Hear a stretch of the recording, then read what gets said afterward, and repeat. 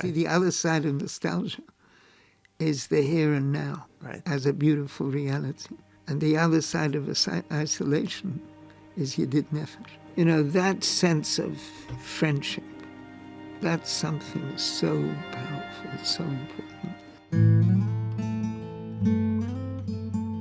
Welcome to Homesick for Lubavitch, a podcast where we explore Lubavitch identity in the year 2023. My name is Bentzi and I will be your host. Let's begin. Alrighty, I'm sitting here with Dr. Loewenthal. I got it right? Dr. Loewenthal. Told me it's not professor, it's doctor. And first of all, thank you very much for agreeing to do this. I know you just got back from Australia. And I am from that side of the world, so I know what kind of trip that could be. As I was preparing to meet you tonight, I was reading the introduction to your book and to your recent book, and you wrote there about something that has been coming up a lot in recent conversations, which is the struggle between belief and reasoning, or Emunah and chakira, I suppose. And I know there's so much to talk to you about, but I know that many people look up to you as a person who has, if not reconciled the two, has been spending a lifetime on figuring out how one might reconcile the two. And I know many people look up to you as that kind of example. Many are inspired by your example, and I think it would be great to talk a little bit about that struggle that many of us deal with or think about, and how you've gone about working on that. So maybe you can just, I know that if I ask you to tell your story, we could be here all night, which I don't mind, but I'm not sure that that's what you signed up for. But maybe you could just outline a little bit the framework or the background with which you first realized that you had that struggle in the first place.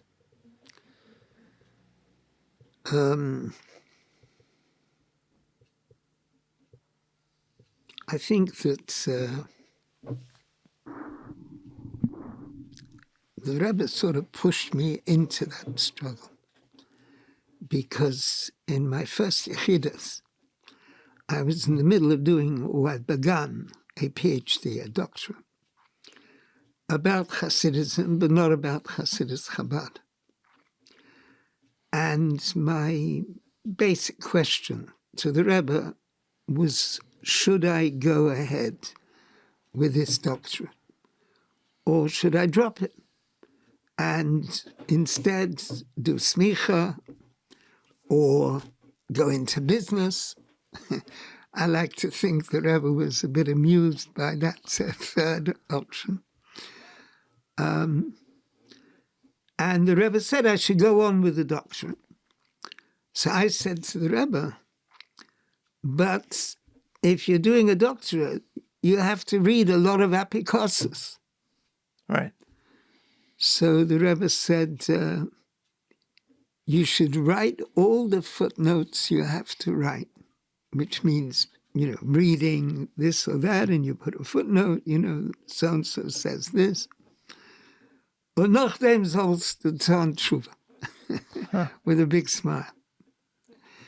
So, in other words, the Rebbe, as I understood it, later talking about it with different people, mashpim, the Rebbe was pushing me that I should, get involved with these areas which are problematic and find a way to deal with them. Mm-hmm.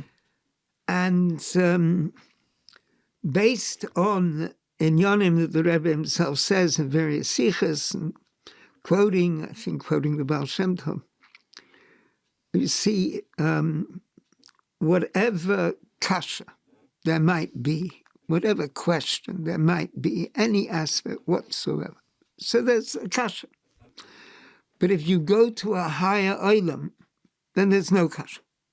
Mm-hmm. However, in that higher olam, you're going to find another kasha. Sounds like fun. So then you have to go to yet a higher olam, and so on. Mm-hmm. And I believe that is an extremely profound teaching. I can communicate that in simple mathematical terms. That if you have two things in the same, like a one-dimensional thing, and they are behest, they're conflicting with each other. Right. And they bump each other. They can't agree. But if you have a two-dimensional plane, then suddenly they're able to coexist. Right. And if in 2 dimensions they can't coexist, then you go to 3 dimensions, and then you go to 4 dimensions, and n dimensions, and so on. So you can always go up a level. So that means from the point of view of Seichel, there's actually always a way out, which is very interesting. Because Seichel, when you take Seichel in its reinest, in its purest form, it cannot be categorical. It can only say, X equals A in this situation. Or it looks like A, but it might not be. And that's, we interpret the world. You look at a room. In fact, your eyes are doing an amazing computer analysis of the information that's coming in. Mm-hmm. And it could be interpreted completely differently. Right. So if you look at Seichel in a more rigorous way, Seichel and Emunah do not have to conflict. In fact, there's a beautiful statement, the Rebbe in a ha'ara, in a footnote, in a maimah. It's the maimah Kates Som Lachoshech. Right. A maimah that the Rebbe said, I think it was said on Tisha B'Av that fell on a Shabbos, I think. And in a ha'ara to that maimah, the Rebbe says, quotes in the name of the Rebbe Rashab, that Seichel does not have to be afraid of exploring further and further and further, because the person can have their point of Emunah clear, and so they're not afraid where the Seichel is going to run. It's, you can deal with Seichel. Rather like the Rebbe Rashab writes in Torah Shalom, or says, which is written in Torah Shalom, about the way in which the Rambam, he compares the Rambam, lahavdil, to Aristotle. So he says, Aristotle, it's Seichel which is going here, there, you don't know where it's going to go. Whereas the Rambam puts the point of Emunah in the middle, and then the Seichel is like a circle around that point of Emunah, but it's anchored. Right. So that's a beautiful image of the Seichel anchored around the Emunah. It also, there's something a little bit haunting about that image as well, where there's the Emunah in the center, and then there's a circle that kind of wanders off almost, or is outside of that center and feels like it's on the outside, and yet in some way it's still revolving around that center, and to pull that into the lived experience as opposed to just the theoretical. This is from what I'm hearing and seeing and also experiencing on some level. There is that tension between how far can I wander, or how far can I explore and still feel that I'm revolving around that center. And I could ask another question. Is it at all, like, is it even advisable to explore outside that center? Like maybe we shouldn't even do it. Like maybe that's just like, the good old fashioned Yitzhahara. Like how do we know? Well, first of all, this reminds me of the Mamorim of the Friedrich Rebbe in the Topshians about its beinunus. And he speaks about the way there's the Nakuda of Chochmah, the Nakuda of the point, the central point of the idea that the person is contemplating. And then they start wandering around in Bina, in contemplation, in understanding. And they might sometimes wander too far away and they have to draw themselves back. Right. And sometimes he gives a very beautiful image, like an artist who's painting a painting. And he suddenly feels, no, the painting's not saying what I want to say, and he rubs it out. And, and you have to rub out that track. It's no good. So this is a Friedrich Rebbe's mimer. Yeah. Or, certain mamorim. I don't think only one mimer. It's at the beginning of the Tavshians, when the Friedrich Rebbe was in America, he was like teaching people how to do Esponinus. Right. I see. Tavshin Dalet, Tavshin Aleph. And I think the same thing here, that every word has to be measured. It could sometimes take me, a very long time writing an article or, something that became a chapter in my book. Just thinking, exactly how it should be phrased like this, should be phrased like that. And very often with a sense that this is a very, geshet sama, or this is a very narrow situation, tightrope. And that a word can throw it into something really negative, and you have to rescue it. And that's why, Baruch Hashem, every word I wrote in the academic world, I showed to Mashviim. I remember writing to the Rebbe about this, and I mentioned Reb Nachman Tzedek, Oliver Shalom, and Solange Reb Shmuel Lu. And the Rebbe put like a circle around those two names. And so I wanted to give things to Reb Nachman. I said, look, show Rabbi Lu. So he became my guide in academic things. And to this day, today itself, I was giving a lecture in college, and I showed him a printout of the PowerPoint that I was going to show, just to have his comment, So you always need another person, a mashpia, a critical eye, looking at what you're doing. You have to have a critical eye, and you need critical eyes beyond you yourself. Right. One of my students, person doing a PhD, very spiritual guy.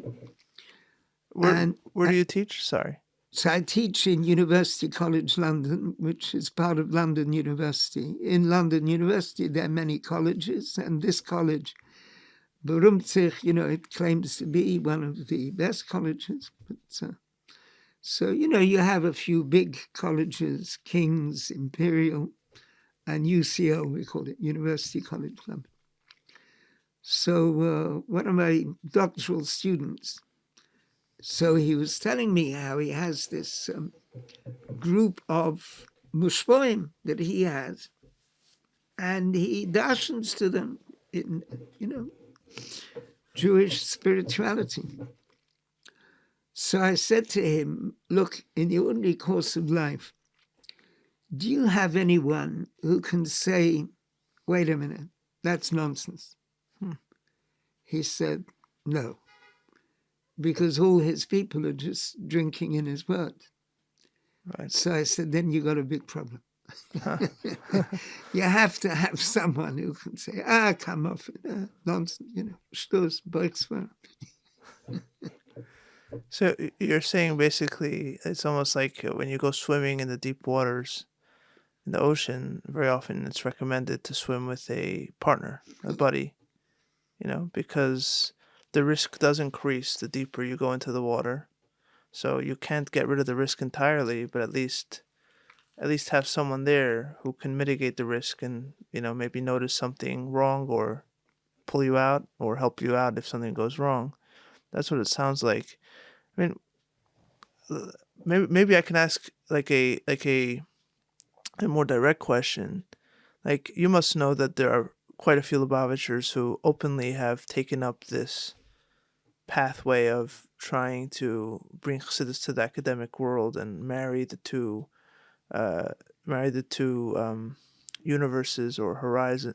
I think Reuven Lee calls it horizons. I was just by Reuven Lee in Cambridge yesterday, and he just got his own doctorate, right? And of course he cites you as an example of someone who did it before him. Are you happy that other Lubavitchers, and I'm not talking about Reuven specifically, but there are many others. Are you happy that others have kind of followed your path, or do you wish that nobody would have known about it or nobody would have thought that was an example? Well, look, the difference is that I was already doing a PhD the first time I came to the Rebbe. Right. And the Rebbe's general derech with Gavarna, people who were becoming Lubavitch, Bali Tshuva, and so on, is that what they were in the middle of, he would rarely tell them to stop doing that. Rather, they should complete it and use it in the most positive way. Right. And I saw this with a number of other people. Whether, on average, a Lubavitcher who is knowledgeable in the deepest philosophy imaginable in terms of Chabad chassidus, whether it's the Torah of the Alter Rebbe going down through the Rebbe, Ein Beis, Rebbe Rashab, the Rebbe's Mamar, the Sichas, other inyanim, the subtleties of the Igros Kodesh, whether a chossid who is steeped in that needs to take any other aspect of knowledge in order to communicate the deepest truths to society, I don't believe that.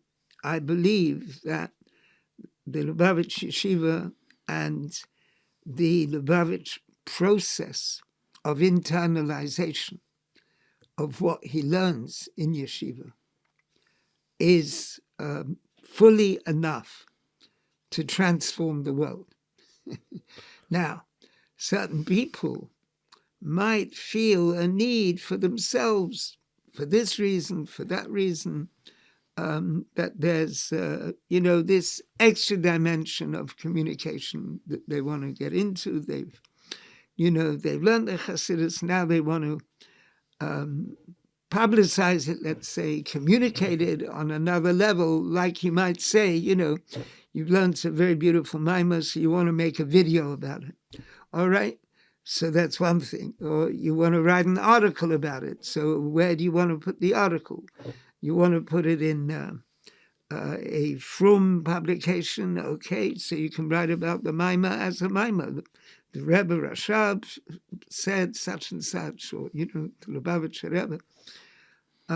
But it could be that you want to enter into a completely cold world of seichel chutza shebechutza.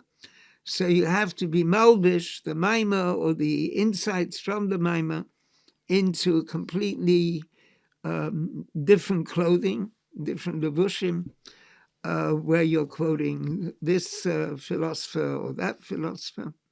All right, so that's Alavoida. I know that Reuven did everything he did with the advice of a mashpia, so... No, I'm not talking about him specifically, but I mean, I just happened to be with him yesterday, and he's very open about it because he published a book about it. That's why I use his name, and I also know that you know him. But there are quite a few others.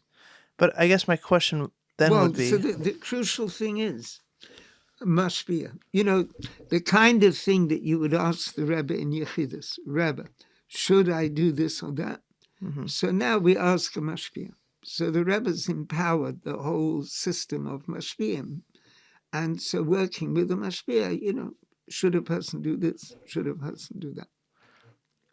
but what you just said earlier, just to follow up on the questioning. So you said that you believe that um, a, a, there's no need, besides for trying to reach a world that only speaks a certain kind of lingo or thinks a certain way, for the person himself or herself, there is no need to learn philosophy to develop their thinking of chassidus, correct?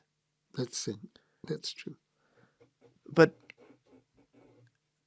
so how then do you explain? So, but there are many people who feel that just by learning chassidus, for example, I think there's two things that I've picked up on. Some people feel that just by learning chassidus itself, they don't feel like the vocabulary is available enough for them to really understand it. So when they go to other other kinds of other kinds of texts, they pick up ideas that then help them understand the chassidus in a different way. Maybe because English is more sophisticated, or in general they're approaching the ideas from a different vantage point, and now they can see it that the original chassidus ideas in a new light. I've heard people say that. I also think a lot of people fall into these other philosophies, whether it starts off as a more casual perusing of, I don't know, something in the news that mentions a kind of philosophy. Like, I know myself and I know others who started reading some existentialism more as initially as a curiosity than anything, and then eventually got a little bit deeper into it. And many people are far deeper than I. So, do you believe that there's no reason at all for certainly younger people today to feel like that just chassidus alone, maybe there is all the truth in their binyan, but in terms of accessibility, they are looking for other tools, or they're looking for other vocabularies just to fully engage their mind? Or is that just, in your view, Yitzhahara? Leave the Yates out of it. Okay. I You don't know, know, because that's what people tell Yates me all the is time. easy. You know, it's an easy catch-all. But let's just look at what's the best advice for a person. So let's say there's a certain inyan that the person has learned in chassidus. And the question is, what meaning does that inyan have for him or her? Right. Is it something grippingly relevant? Or is it something which is just, you know, like words that you know, a person teaching a mime, you know, the Rebbe's, you know, it's like from a far off world. Right.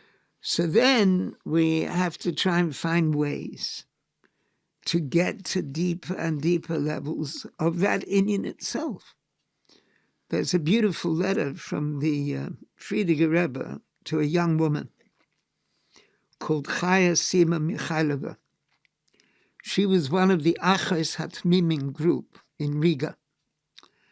And she wrote a letter to the Rebbe, to the Friediger Rebbe, saying, what should I do about rekus hamaisim, the emptiness of action?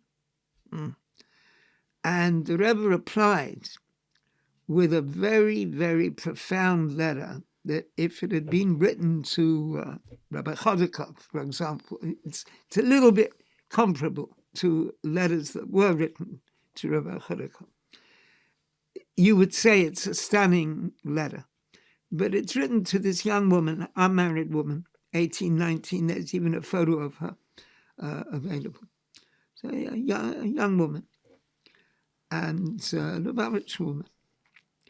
and or girl in Achas Hatmimim. She did various things like activities, translating things into Latvian, I think. So the Rebbe gives her, the Frierdiker Rebbe gives her a way of taking a concept and going into its depths. There's the Maisa, and then there's the Dibur, and then there's the Machshava of that concept. It's an idea mentioned in Tanya as well. But then you take the level of Machshava, there's Maisa Sheba Machshava, and then Dibur, and then Machshava. So you get like Machshava squared, Machshava times Machshava. Right. And then you can go even higher and higher. Sure. With the impression that what you're doing is you're getting closer and closer and closer to the Elikus, which is in that idea. Mm. Now, this is an amazing thing in a letter from the Rebbe to this young woman.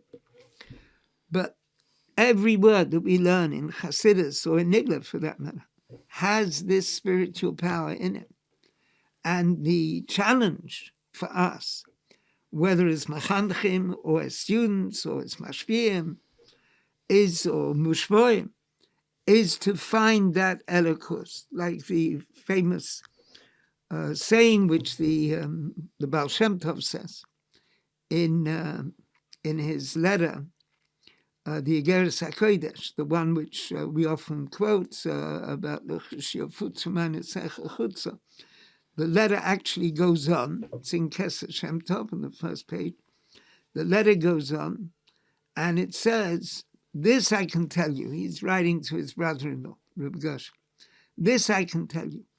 B'chol os v'os," in every single letter that you daven or learn or say, there's oilemos, neshamas, and elikus. Right. Worlds, souls, and godliness. And the letters join together and become a word, and the words rise higher and higher. And you should join your own neshama in with that as it's going up. And it comes to an ecstatic simcha, ecstatic joyfulness. Now this elikus, which is there, there's another word in Hayom Yom about the seichel, which is in a concept, the chayus, which is in the concept, and the elikus, which is in a concept. Very similar.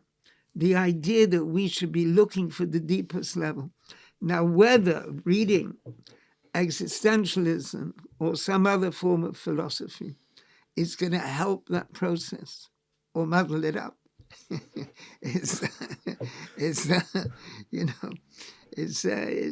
a discussion point.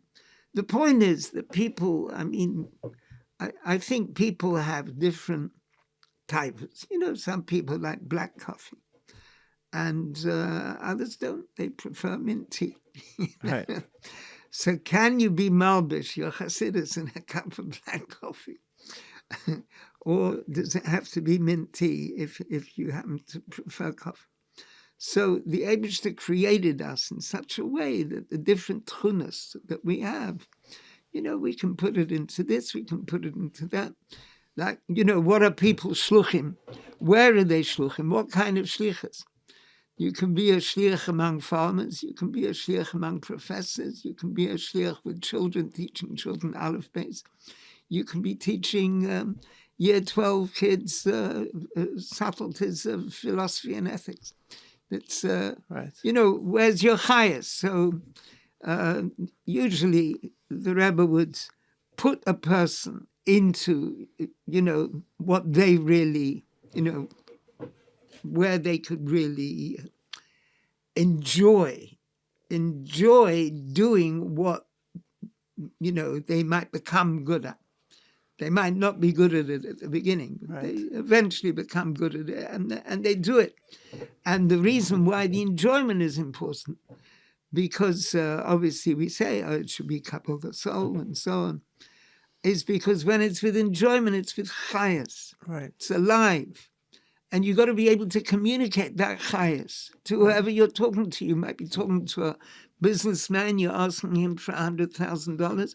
You might be talking to a 16-year-old girl, and you want it to become a little bit more dedicated to Yiddishkeit. But I mean, I understand. Which is worth more than $100,000. Fair. I mean, I understand the point that you're making. Almost like what I understand what you're saying is that yes, perhaps, or even let's say that learning some kind of philosophy helps you articulate an idea in a more sophisticated way.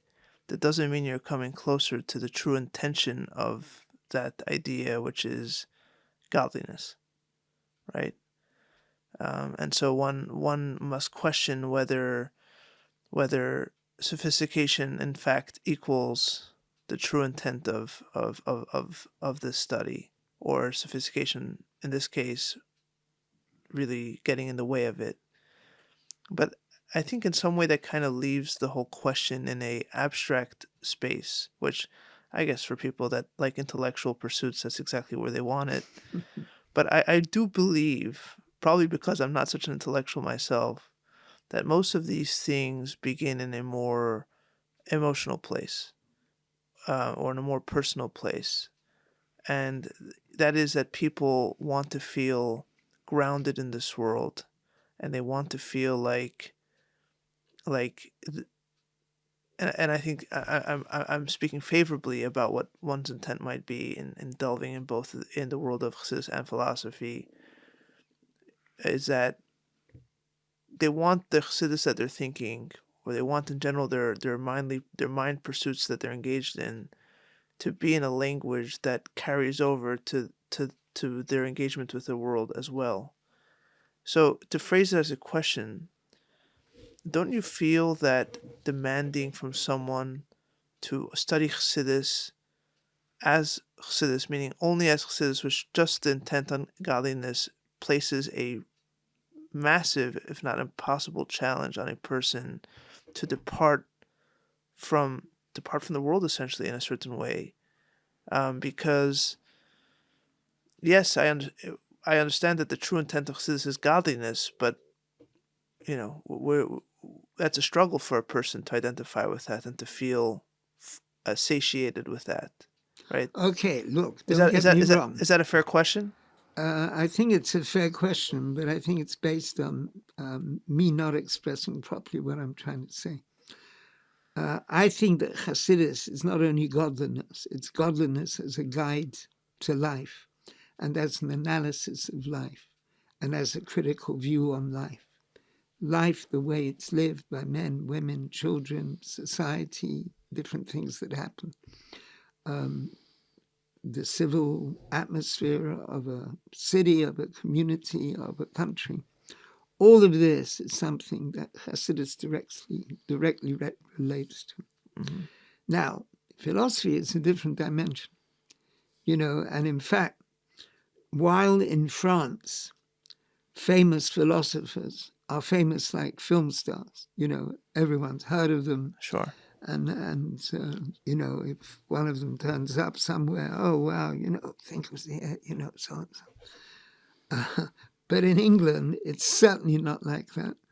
And I don't think it is in America either. No, it's not. Mikol sheken v'kol chomer. If you want to engage with reality, that's what chassidus is about. You take the godly chassidus and then engage with reality. Philosophy is like a kind of alternative strand, as it were, of using seichel in order, originally, from the way that the Rambam understands it in terms of what Aristotle was trying to do, engage with Elikus. That was what philosophy was. And then philosophy disengaged with Elikus. Are you talking about recent philosophy, like postmodernism and? Well, so then you come to later, later varieties of philosophy. So Postmodernism is an interesting question. So I'm just speaking from my own experience. So when I began reading about postmodernism, or reading postmodernism, let's say, I was very attracted. I thought this very interesting. This is a way to explain what chassidus is doing. Because this idea of taking away the polarity of things, taking away the hierarchy, recognizing the individual, the closeness of the Rebbe to the chossid as opposed to the distance of the king from the subject. And not only that, each person being the center of attention. That's a very postmodern idea. And I was following a sort of track in terms of talking about Hasidism as postmodernism, as a kind of postmodernism. Now, of course, there are problems because postmodernism is notoriously religious in its approach and its style.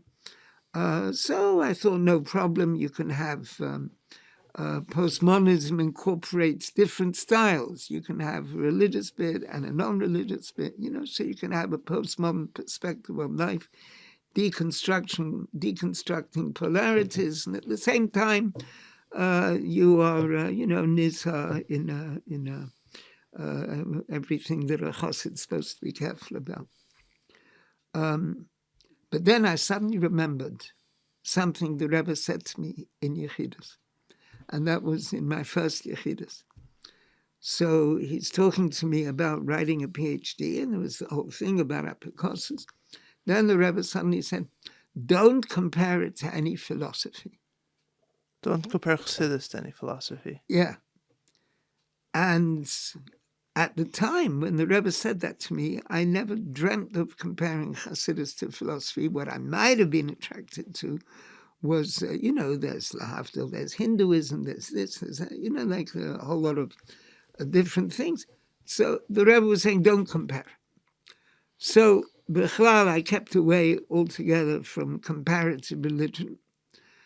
And then when I was getting into this whole postmodern thing, I suddenly remembered, don't compare chassidus to philosophy. It would be magbil chassidus.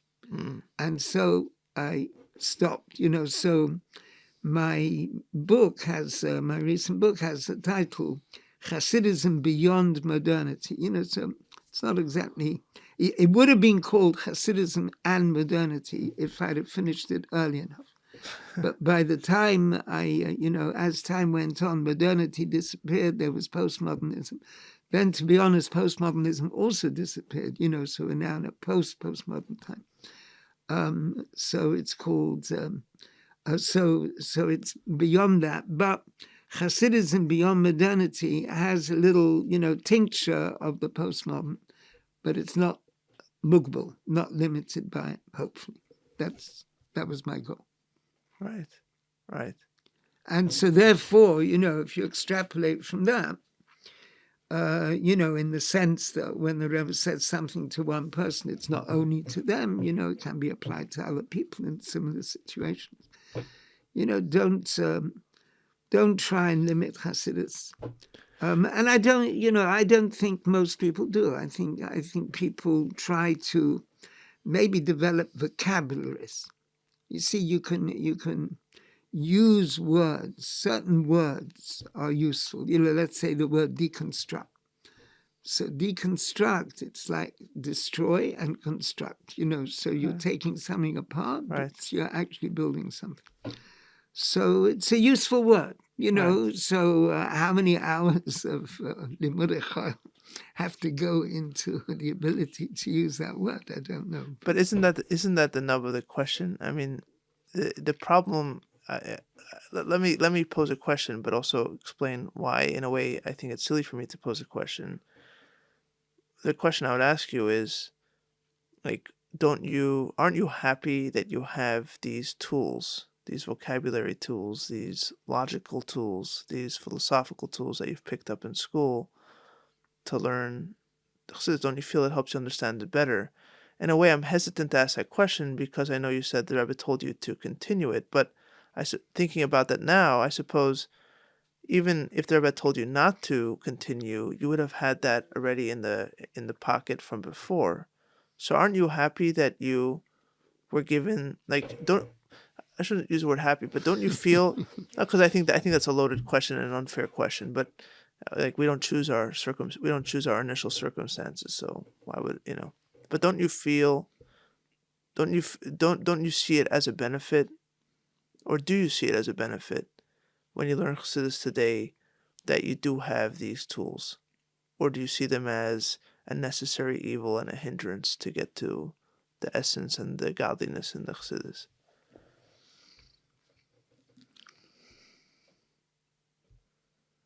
I mean, let's put it this way. I would not advise one of my children or grandchildren to study philosophy.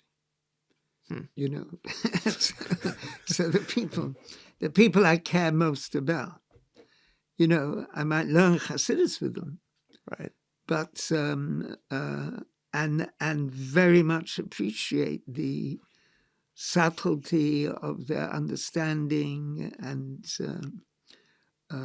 be moved by that. But why?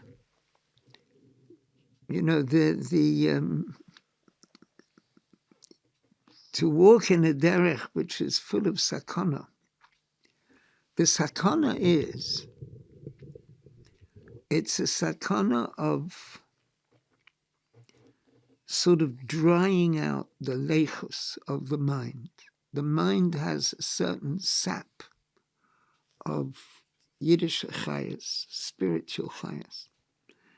And it's very easy when one is studying some kind of philosophical thing or, any intellectual structure that, the university revolves around,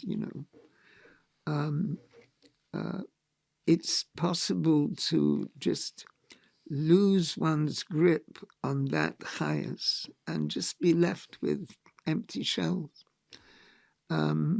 which I think the poverty of academic thought contributes to the problems we're seeing at this very instant with massive AntiSemitism on campuses, where they are, I'm quite sure these young men and women, you talk to them about postmodernism, they can give you a, bright but beautiful 3,000-word essay. Right. They're very bekannt with Kant.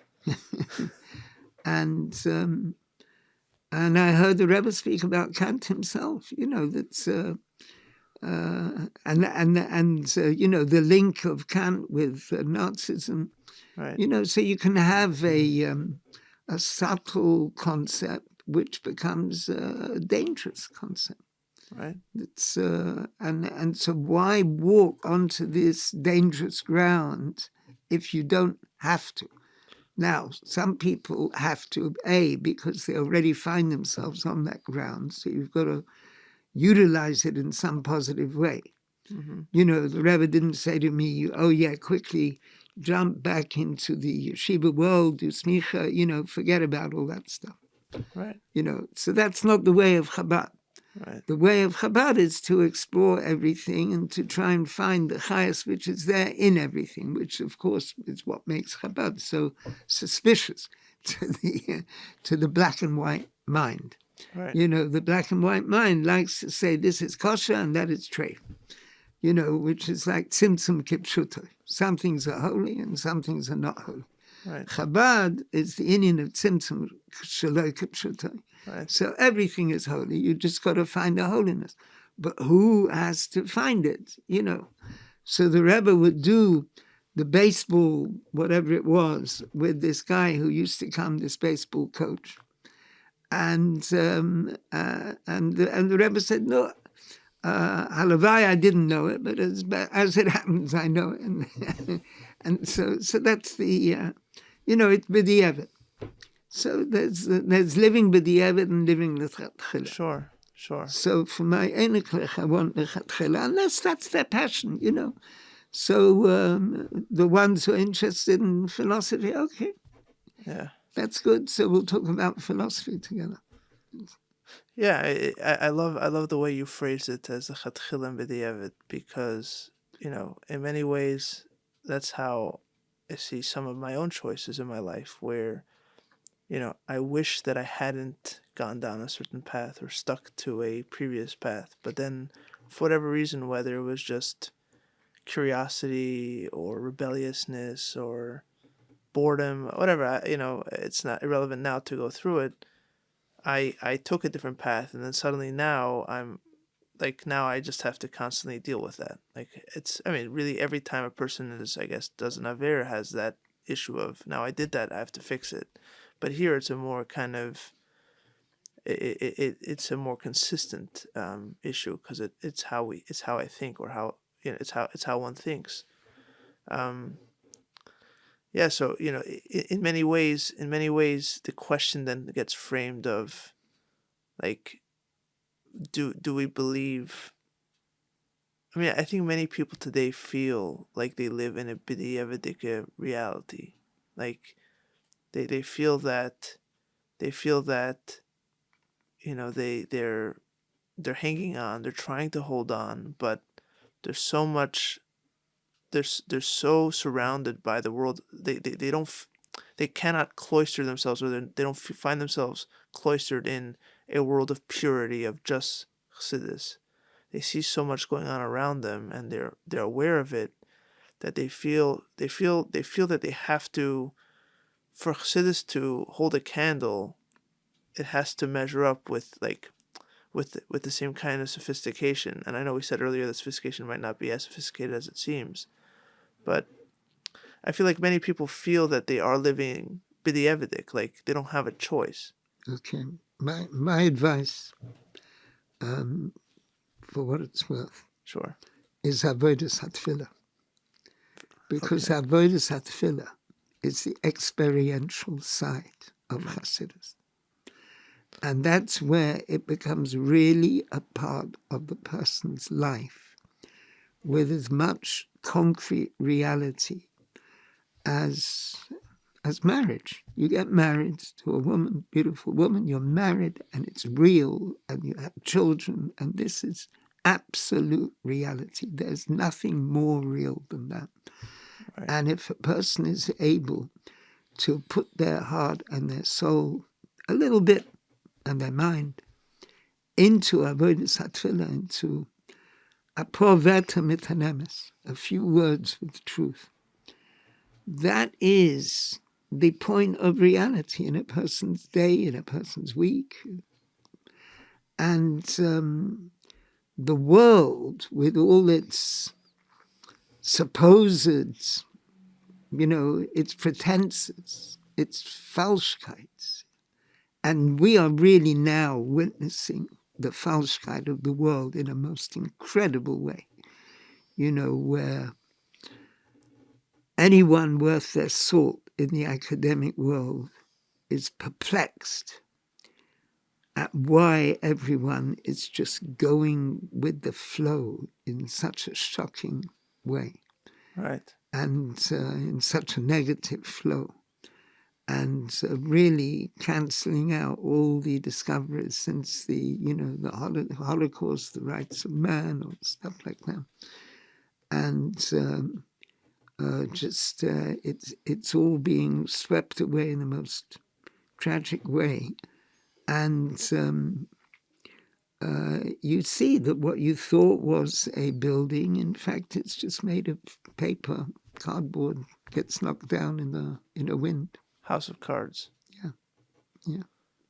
Yeah, it's interesting that I was talking to somebody, actually, who today is no longer religious. He grew up in a Lubavitch family, and right now he's in a space of his life where he's left, at least for the meantime.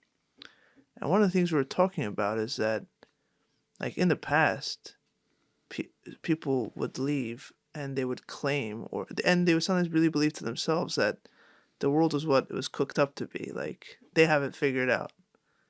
Whereas today, a lot of people leave because something doesn't work for them here, but then they go there, and there's also nothing there. And so people are terribly isolated in that regard. Absolutely.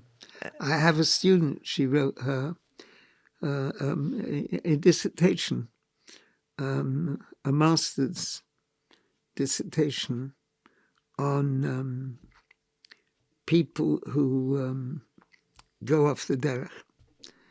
And the Sachakol of the dissertation is they are always exiting. They never actually exit.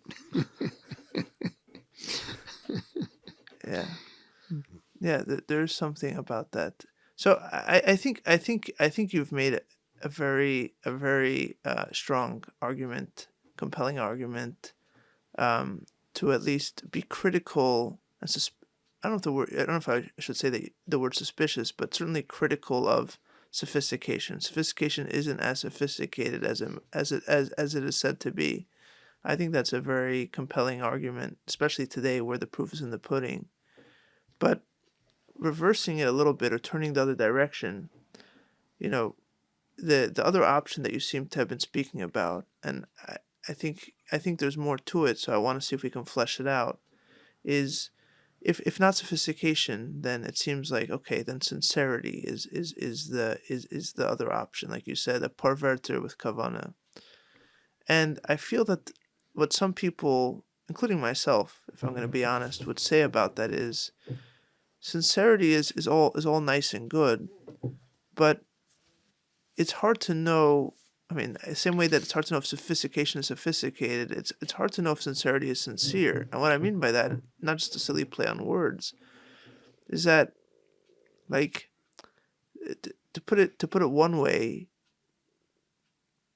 something that seems or it's by definition it's hard to define. Like, it's what do you do to get to sincerity, right? To study a certain philosophy or to even to study chassidus, you have to build up your understanding, build up your vocabulary. How do you build sincerity? How do you find your individuality in sincerity? Doesn't sincerity kind of just bring us all down to this lowest common denominator, or I shouldn't use that, but like just like it's overly simplistic kind of way of life where you just kind of throw everything to the side and get simple?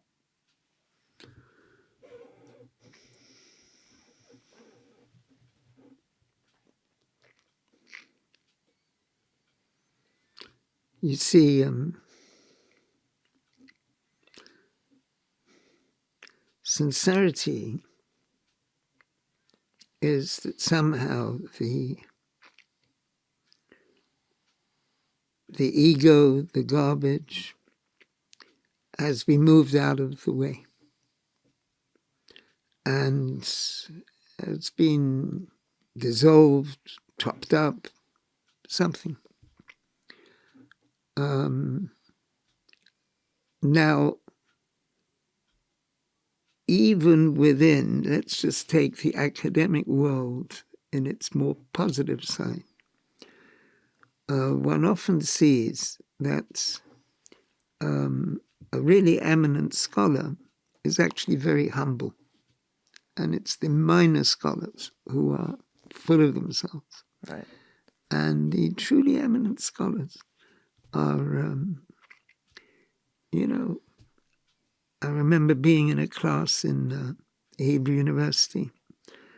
I was very young, and there was an eminent scholar who was lecturing, and I asked a question, which was probably nonsense.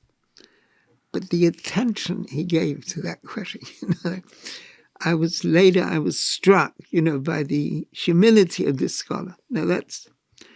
Now, as Chassidim, we have to find that root in chassidus, and to be able to,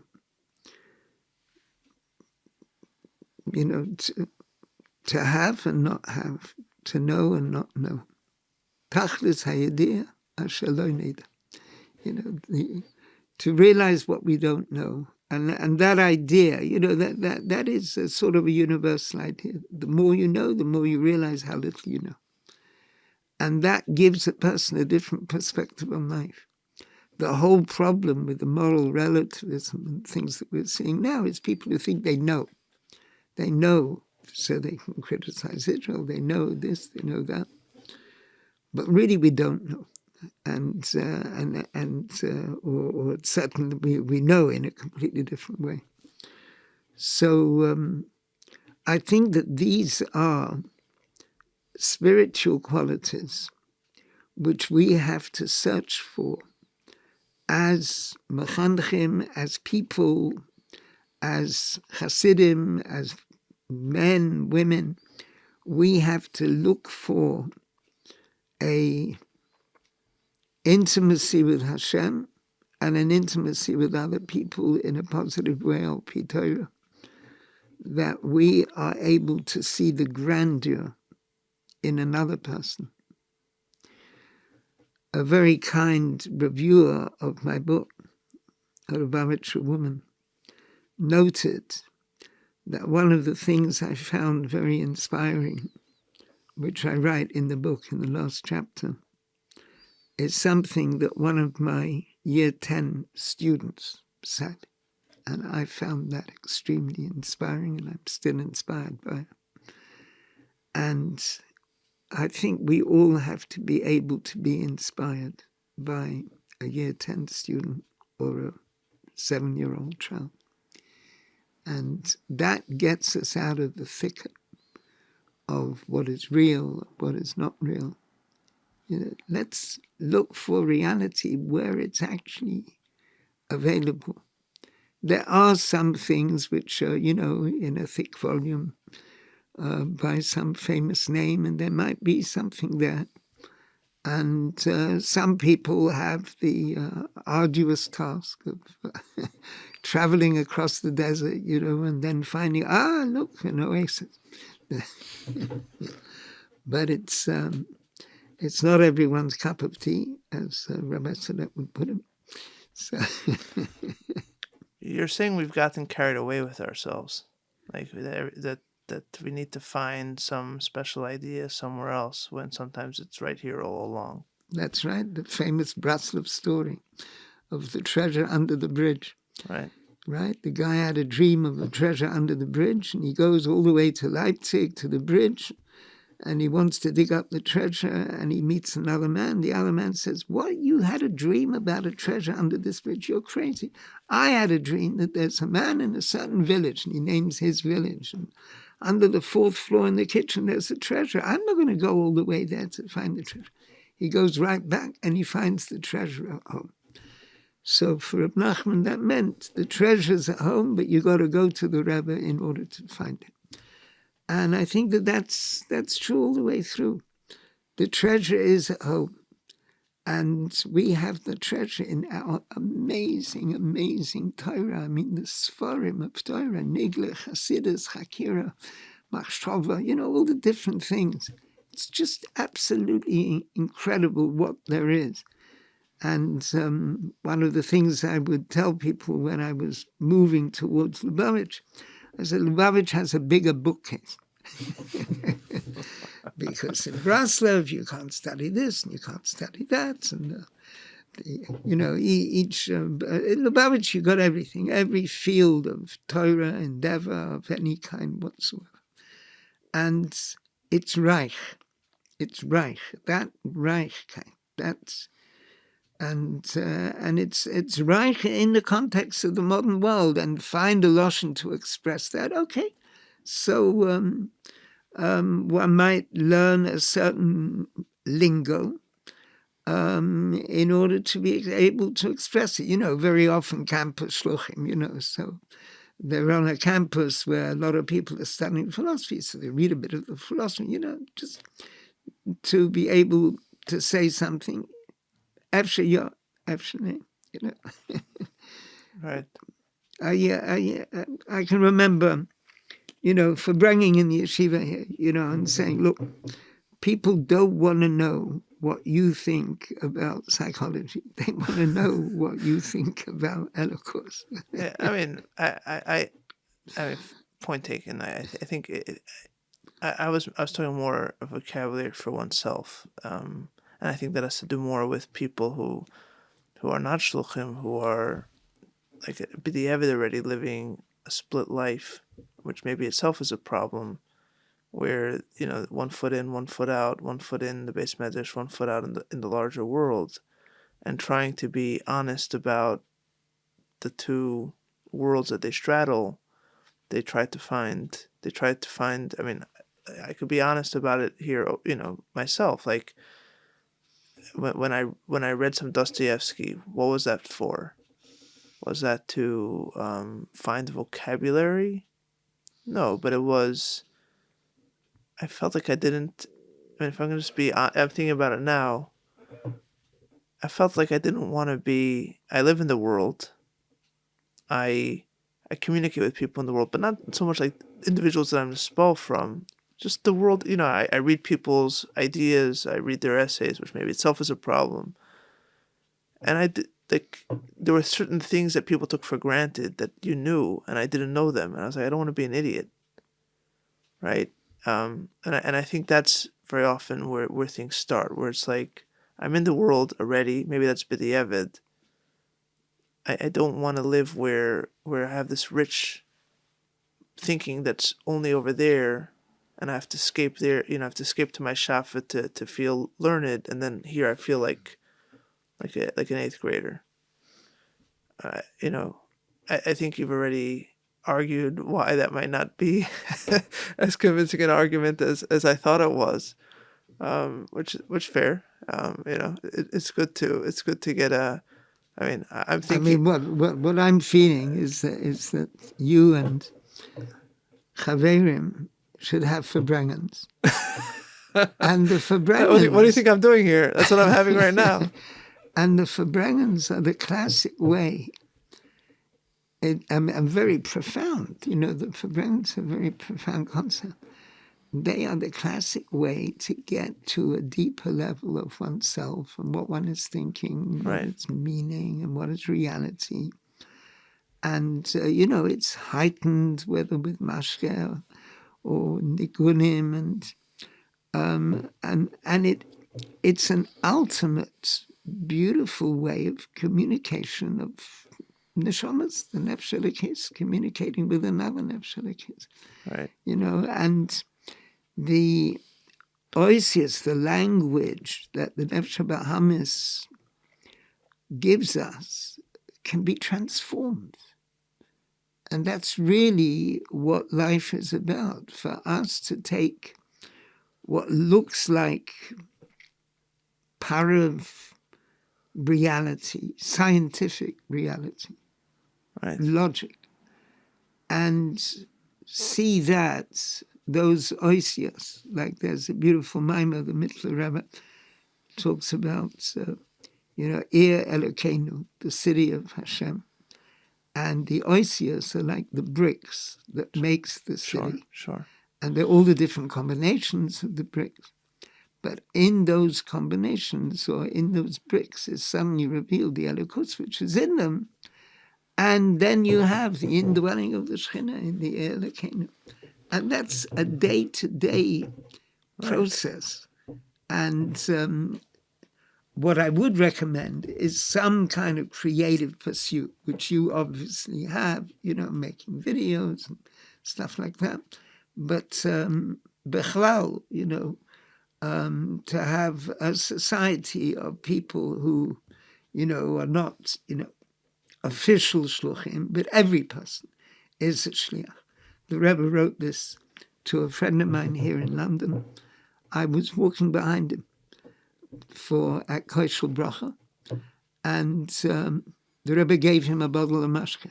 And the Rebbe said to him, "Das ist für den Shlichus." And this guy was a businessman. Then he's retired now. So he was a businessman. He had a business in the city. And he wrote into the Rebbe the next morning, the Rebbe gave me a bottle of mashke for my shlichus, but which shlichus does it mean? And the Rebbe wrote back, every single Jew, I can't remember the exact Lashon in Lashon Kodesh, every single Jew is a shliach of HaKadosh Baruch Hu wherever he is. And I see that as a very, very important concept, that every single person's a shliach. And whatever world one is, half inhabiting, there's the base medrash, there's davening, there's learning chitas, Rambam, chassidus, shas, Yudtes Kislev, whatever one is learning, at the same time one has a job, one is doing this, one is doing that, relaxing. But to see oneself as a shliach. Yeah, I mean, to go to your original, to the first point you made there about the Farbrengens, I mean, there's, in my life, and I don't want to turn this into just about a self-reflection here, like this, but I think it's useful to respond to your point.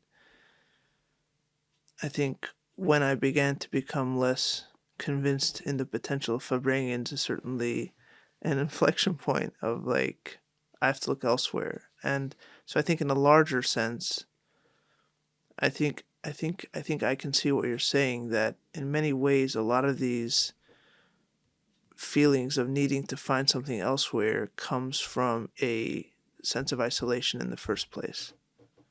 Where, I mean, if in general it seems like what you're talking about is that for chassidus to work on a proper level, not just on a cliche or, just like dabbling kind of performative or ritualistic level, but in a proper way, it has to have some kind of, it has to cycle back into reality, right? Because it seems to me what you're saying here is that that's where you find the profundity of chassidus, is that it's not just an intellectual abstraction, but it then touches in the perverter of its tefillah, and then so on and so forth.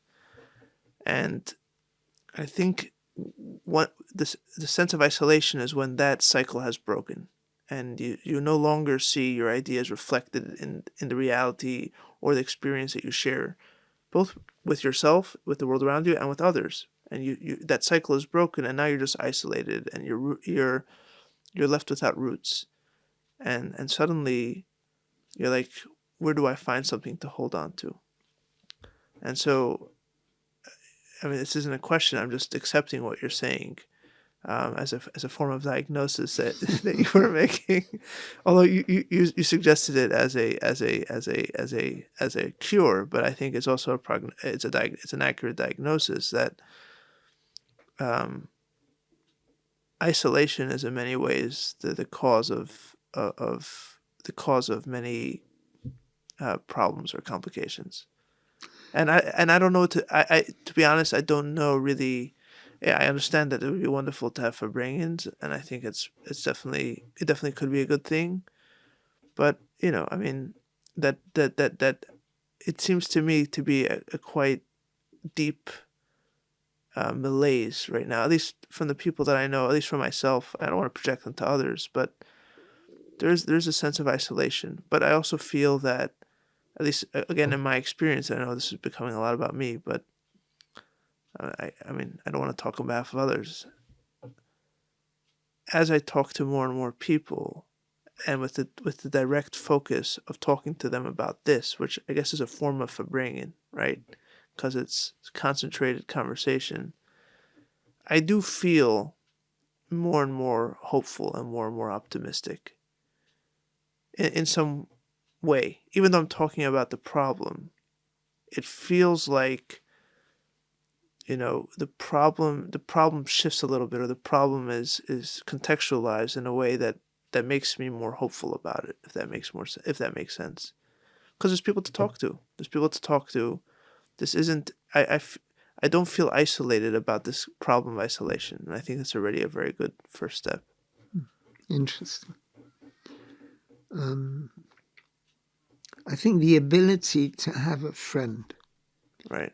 is a crucial thing. And I can remember Mendel Fuderfass. We were sitting at a Verbrengen very often, thank God, here in London. We had Verbrengens very often when he was here. And someone mentioned the words Yedid Nefesh. Right.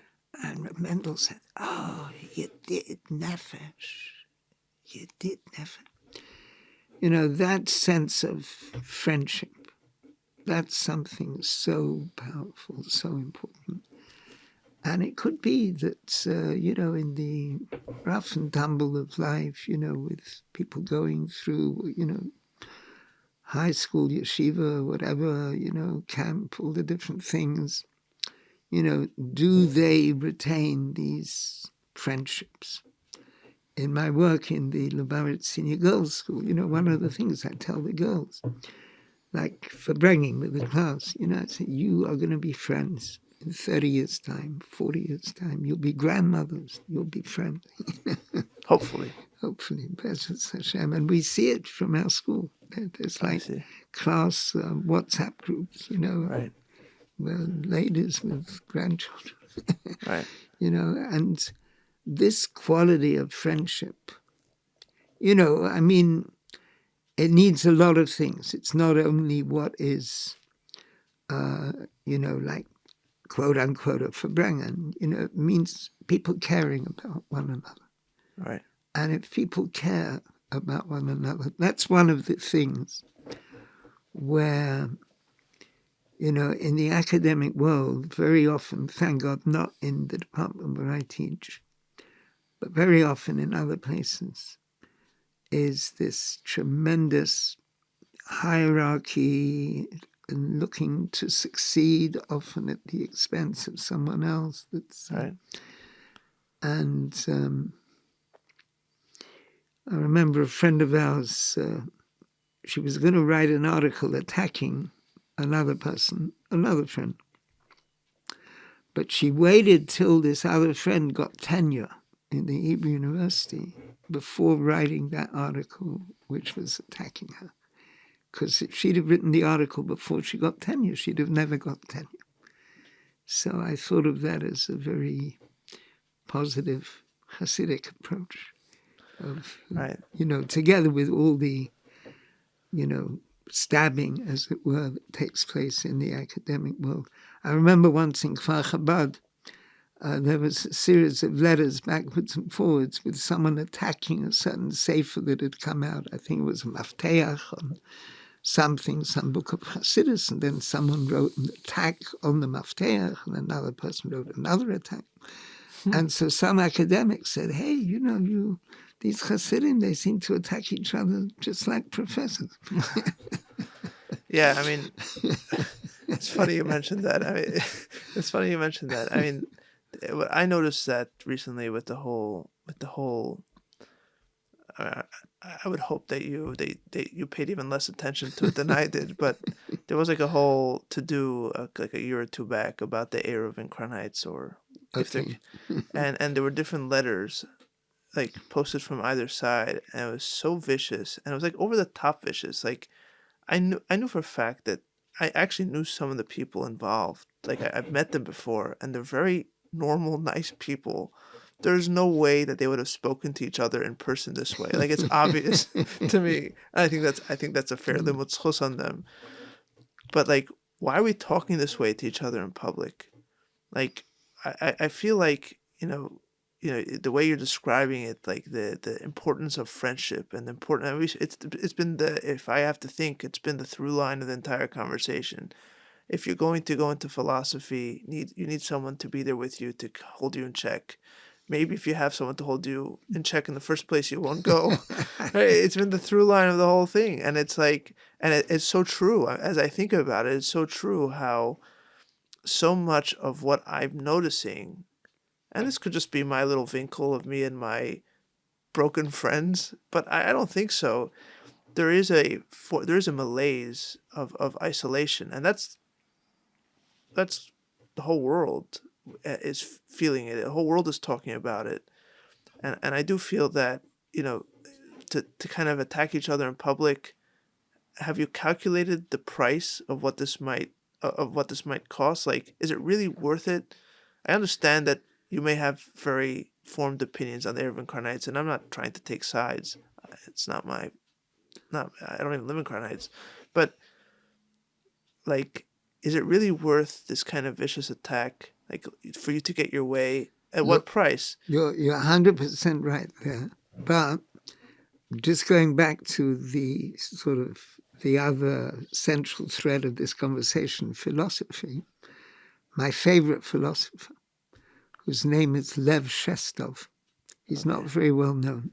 Okay. Lev Isakovich Schwarzman was his proper name.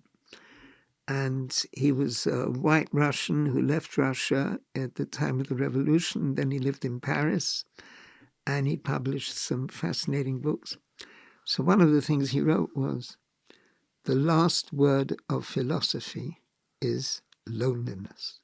Really? Yes. The last word of philosophy? Yeah. Not the first word? No, the last. So you're saying philosophy leads to loneliness? That's right.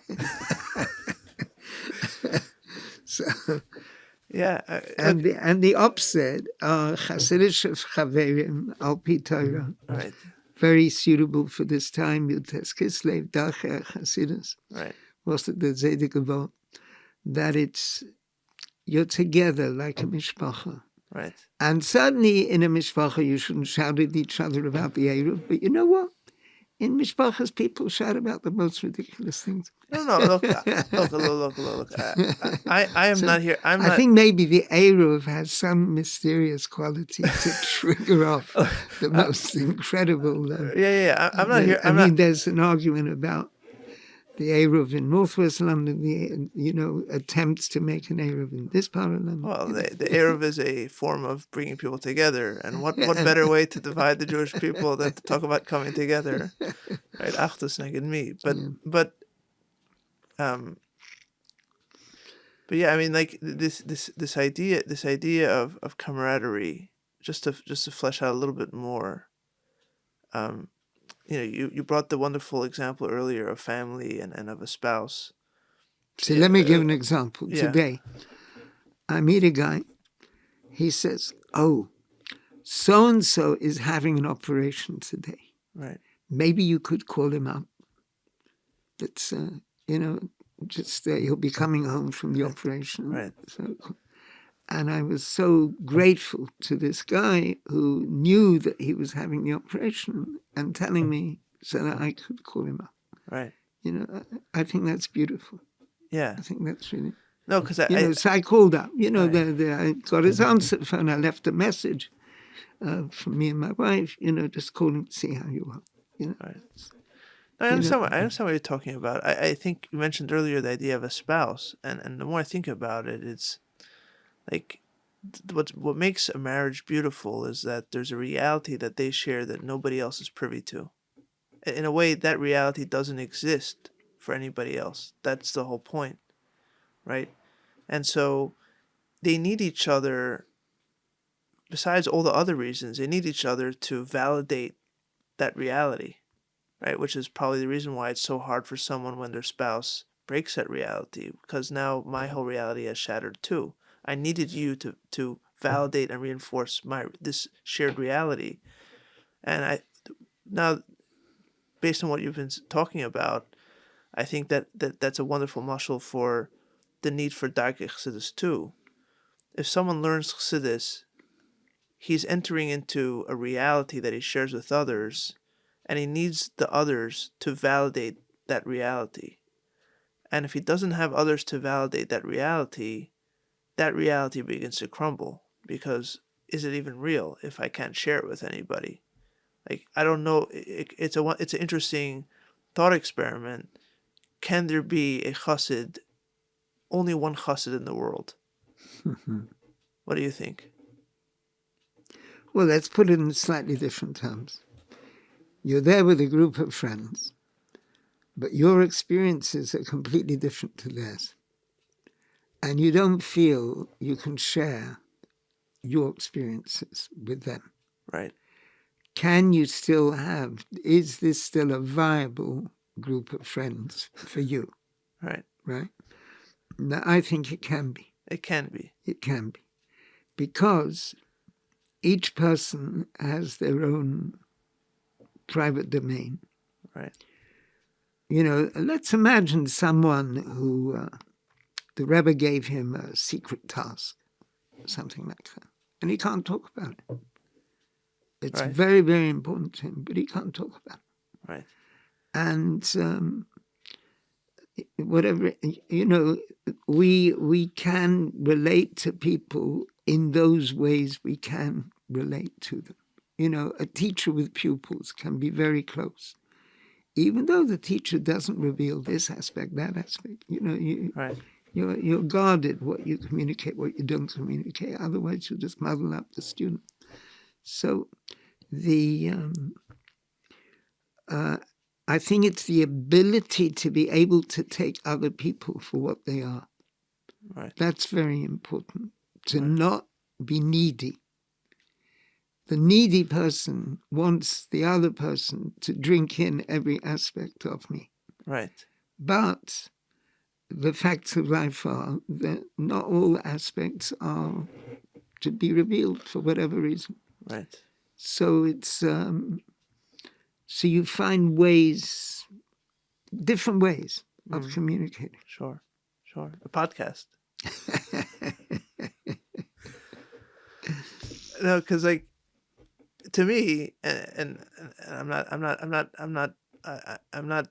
asking you to validate to validate this by you agreeing to be here, but the premise of the podcast, which again, a disclaimer, you did not agree to. That wasn't we didn't go through this before, so this is just on my chayes, not on the doctors. But the premise of the podcast, Homesick for Lubavitch, is that over time, maybe it was Gimel Tammuz, maybe it was everyone going on shlichus and dispersing around the world, maybe it was even before that. Who even knows?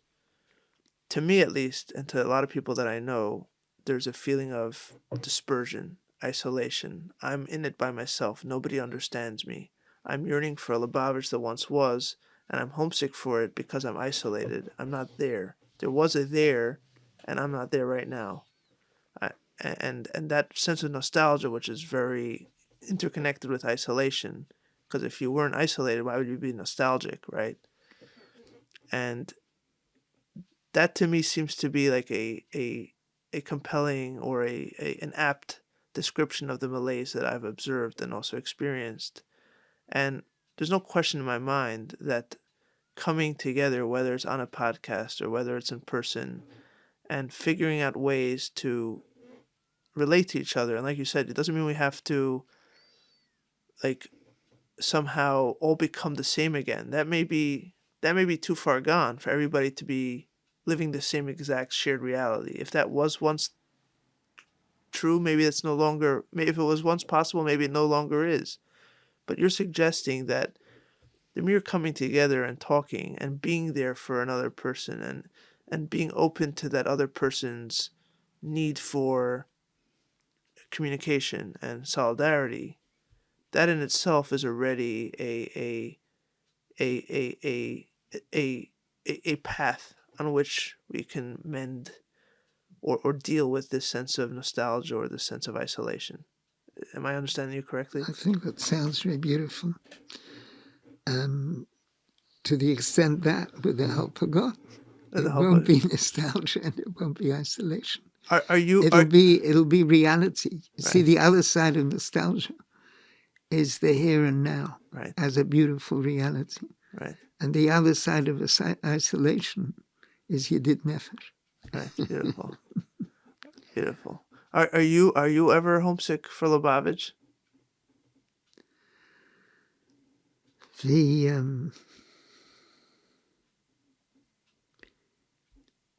To me, it's a succession of changes which have to do with the whole transformation of the world.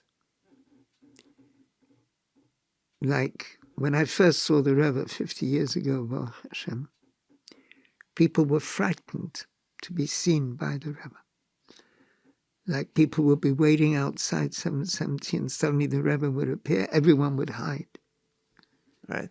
Right? It was a particular way the Rebbe had. Later on, everyone was happy to be standing there. The Rebbe's coming, and the Rebbe would pass by and nod to me, like different style. Right.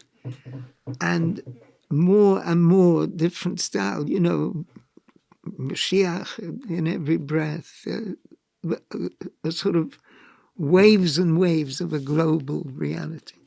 So I'm not nostalgic for the past. I'm looking forward to the future. So you have managed to live in the here and now. You are excited about the here and now, is what you're saying. Behest Hashem. Yeah, that's what it is. Oh, so wonderful to hear that. So wonderful to meet you. It's definitely what I feel right now sitting with you. Although we never met before, I do know your son quite well, but it's been such an uplifting conversation. Well, I wish you a lot of hatzlacha. Personally, for you, I'm going to think of you now as a new friend. Thank you, sir. Thank you, sir. I'm honored. I'm deeply, deeply honored. And also for the work you're doing, that you should help everyone live in the beauty of the here and now. Amen. Amen. Hashem should help. Thank you. Thank you again. Thank you. The music for this podcast comes from the album Repentance Doors by Oren Sor Nadav Vachar and is used with their permission.